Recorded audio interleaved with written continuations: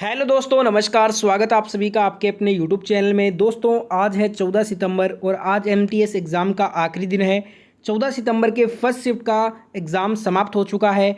First shift के 100% जो real प्रश्न आपसे पूछे गए थे, लगभग सारे प्रश्न मिल चुके हैं। तो इस बात पे वीडियो को एक बार सभी के सभी लाइक कर देंगे। जितने भी मेरे प्यारे दोस्त वीडियो को देख रहे हो, एक साथ लाइक बटन को दबा दो। वीडियो को ज़्यादा से ज़्यादा सभी दोस्तों तक पहुंचाने के लिए शेयर भी कर दीजिएगा।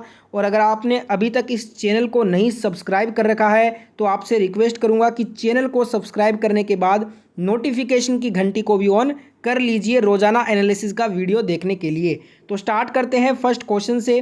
पहला क्वेश्चन ही करंट अफेयर का पूछा गया आपसे कि जय कृष्ण कुमार को 2022 में किसका अध्यक्ष नियुक्त किया गया। तो दोस्तों, कृष्ण कुमार को भारत पेट्रोलियम कॉरपोरेशन के अध्यक्ष के रूप में नियुक्त किया गया है। ठीक है, तो आप बताइएगा ऑप्शन में ये दिया था क्या। नेक्स्ट क्वेश्चन ये पूछा गया था कि यूपीएससी का पूरा नाम, फुल फॉर्म पूछा गया था, सबने सही किया होगा। संघ लोक सेवा आयोग इसे हिंदी में बोलते हैं और इंग्लिश में इसका हो जाएगा नाम यूनियन पब्लिक सर्विस कमीशन। ठीक है, तो बिल्कुल आसान क्वेश्चन था, सबने सही कर दिया होगा। नेक्स्ट क्वेश्चन आया था, रिपीटेड है, जाकिर हुसैन का संबंध पूछा गया था किस जो है इंस्ट्रूमेंट से है। तो दोस्तों, जाकिर हुसैन जो है ये प्रसिद्ध तबला वादक हैं। ठीक है, इनका जन्म हुआ था 9 मार्च 1951 में। ये तबला वादक हैं, तो तबला वादक आपका राइट आंसर था। अगला क्वेश्चन पूछा गया था सेंसस 2011 से बिहार का जनसंख्या घनत्व पूछा गया।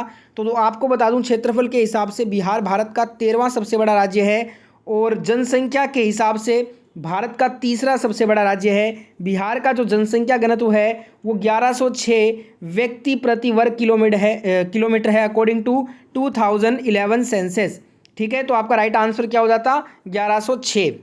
वीडियो को सभी लाइक करेंगे जिन्होंने भी नहीं कर रखा है। अगला क्वेश्चन आया था, अमर जीवन किसकी रचना है।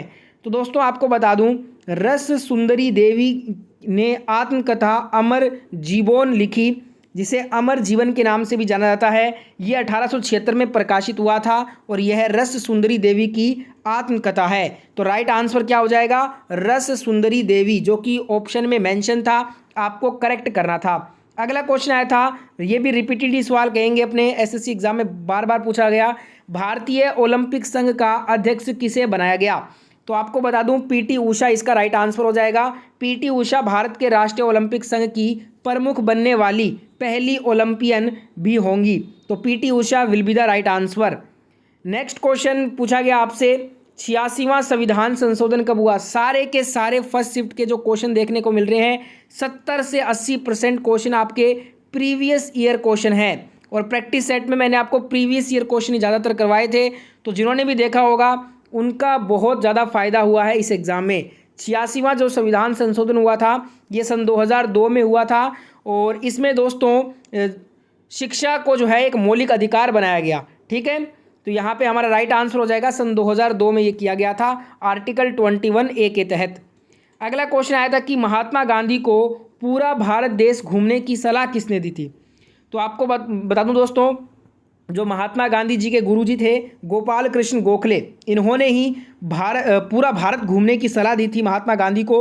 महात्मा गांधी जी को ब्रिटिश भारत में भ्रमण करते हुए 1 वर्ष बिताने की सलाह दी गई। जनवरी 1915 में मोहनदास करमचंद गांधी 2 दशकों तक विदेश में रहने के बाद जब भारत लौट आए थे, तो महात्मा गांधी जिस भारत में 1915 में वापस आए थे वह उस भारत से काफ़ी अलग था जिसे उन्होंने 1893 में छोड़ा था। तो जब ये भारत लौटे थे उस समय इनके गुरु गोपाल कृष्ण गोखले जी ने इन्हें सलाह दिया कि आप पूरे भारत का भ्रमण कीजिए। अगला क्वेश्चन पूछा गया था, MPI 2021 इंडेक्स के अनुसार सबसे गरीब राज्य। तो बिहार सबसे गरीब है। ठीक है, पहले नंबर पे बिहार आता है सबसे गरीब राज्य में, चौथे पे मध्य प्रदेश है, दूसरे और तीसरे नंबर पे झारखंड और उत्तर प्रदेश आता है। ठीक है, अगला क्वेश्चन यहाँ पे पूछा गया था, अटाला ताड़ी कहाँ का लोक नृत्य है। तो इसको भी देख लेते हैं। जो अटला टड्डी इसका सही नाम होगा। अटला टड्डी का जो पर्व है ये आंध्र प्रदेश में मनाए जाने वाला महत्वपूर्ण पर्व है। इस दिन महिलाएं अपने पति की लंबी उम्र व स्वस्थ जीवन के लिए व्रत रखती हैं। इसे आश्विन पूर्णिमा की तीसरी रात को किया जाता है। उत्तर भारत में जिस प्रकार औरतें करवा चौथ का व्रत करती हैं, ठीक उसी प्रकार आंध्र प्रदेश में महिलाएं अटला टड्डी का व्रत करती हैं। तो ये बिल्कुल रिलेट करता है करवा चौथ से। ठीक है, तो आंध्र प्रदेश आपका ऑप्शन में दिया था, जो कि बिल्कुल राइट आंसर होगा। पूरा वीडियो देखेंगे सभी के सभी, बीच में आपको नहीं छोड़ना है वीडियो। अगला क्वेश्चन आया था कि सत्रिया नृत्य किस राज्य से संबंधित है, तो सबने सही किया है, प्रीवियस ईयर क्वेश्चन है, बताने की कोई जरूरत नहीं है। सत्रिया नृत्य ये असम का एक मुख्य शास्त्रीय नृत्य है। यह नृत्य असम का शास्त्रीय नृत्य है। वर्ष सन 2000 में इस नृत्य को भारत के 8 शास्त्रीय नृत्यों में सम्मिलित होने का गौरव प्राप्त हुआ था। ठीक है, अगला क्वेश्चन यहाँ पे पूछा गया था कि विवेकानंद रॉक मेमोरियल कहाँ पे है। तो रॉक मेमोरियल जो विवेकानंद जी का है ये तमिलनाडु में बना हुआ है। विवेकानंद रॉक मेमोरियल भारत के तमिलनाडु राज्य में कन्याकुमारी जिले के सबसे दक्षिणी छोर पर स्थित और सबसे मुख्य भूमि पर बना हुआ है। तो तमिलनाडु आपका ऑप्शन में था, जो कि करेक्ट आंसर हो जाता। अगला क्वेश्चन आया था सन 2000 में ओडिसी नृत्य के लिए पद्म विभूषण प्राप्तकर्ता कौन है। सन 2000 में ओडिसी नृत्य के लिए पद्म विभूषण प्राप्त करता है केलुचरण महापात्र। तो केलुचरण महापात्र आपका ऑप्शन में था, जो कि राइट आंसर होगा। केलुचरण महापात्र भारतीय शास्त्रीय नृत्य के लिए एक प्रसिद्ध गुरु, कलाकार और प्रतिपादक थे। 20वीं शताब्दी में इस पारंपरिक नृत्य शैली को वापस लाने और प्रसिद्ध बनाने का श्रेय उन्हें ही जाता है। वह उड़ीसा के पद्म विभूषण पुरस्कार के पहले प्राप्तकर्ता रह चुके हैं। नेक्स्ट एक क्वेश्चन ये पूछा गया था, द पैलेस ऑफ इल्यूजन पुस्तक के लेखक कौन है। तो चित्रा बनर्जी हैं। The palace of illusion Chitra Banerjee Divakaruni द्वारा लिखित एक पुस्तक है, जो महाभारत की एक अवशेष ई पांचाली या द्रौपदी के दृष्टिकोण से कहा गया है। चित्रा बनर्जी दिवाकरुणी एक भारतीय अमेरिकी लेखिका और कवयित्री हैं। अगला क्वेश्चन आया था श्रीमती एन राजम का संबंध निम्नलिखित में से किस वाद्य यंत्र से संबंधित है। तो वायलिन से संबंधित है इनका। तो वायलिन आपका ऑप्शन में था, जो कि करेक्ट आंसर हो जाता। वीडियो में आगे बढ़े उससे पहले सभी को कहना चाहूँगा, जितने भी प्यारे दोस्त अभी तक वीडियो देख रहे हो और आपने लाइक नहीं कर रखा है तो ये गलत बात है। आपके लिए इतना मेहनत कर रहे हैं तो आप एक बार लाइक बटन को जरूर दबाइए। इसमें आपका कोई पैसा नहीं जा रहा, आपको बस लाइक बटन दबाना है और ज़्यादा से ज़्यादा शेयर ज़रूर कीजिएगा। और चैनल को अगर आप सब्सक्राइब करोगे तो हमारी बहुत हेल्प होगी। आपके लिए फ्री है पर इससे हमारी हेल्प होती है।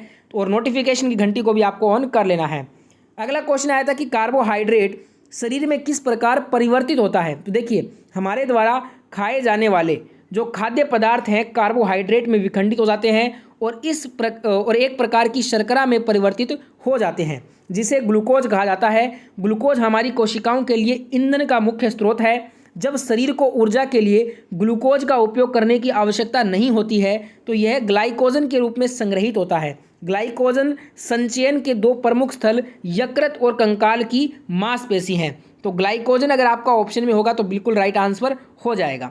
अगला क्वेश्चन आया था अर्जुन पुरस्कार की शुरुआत कब हुई थी। तो 1961 वर्ष 1961 में अर्जुन पुरस्कार की शुरुआत की गई थी। तो 1961 आपका बिल्कुल राइट आंसर होगा इस क्वेश्चन में। नेक्स्ट क्वेश्चन कार्बोहाइड्रेट से पूछा गया कि कार्बोहाइड्रेट किस रूप में अब घटित होते हैं। तो देखिए दोस्तों, जो कार्बोहाइड्रेट है ये कार्बनिक यौगिकों का एक समूह है जो जीवित ऊतकों और खाद्य पदार्थों में स्टार्च, सेलुलोज और शर्करा के रूप में घटित होता है। बाकी आप बताना ऑप्शन क्या थे इसमें। एक आया था कि रूपांतरित चट्टान का उदाहरण क्या होता है। तो देखिए, रूपांतरित जो शैल हैं वो पहले से मौजूद चट्टानें जो पुनः निर्मित चट्टानों के दौर से गुजर रही हो, रूपांतरित चट्टानें कहलाती हैं।